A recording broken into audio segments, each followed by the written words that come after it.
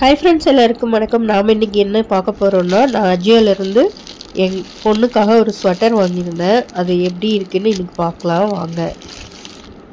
Pink with white கலரில் நான் இந்த ஸ்வெட்டர் பார்த்தோன்னே சரி அவளுக்கு பிங்க் பிடிக்கும்னு சொல்லிவிட்டு நான் ஆர்டர் போட்டேன்.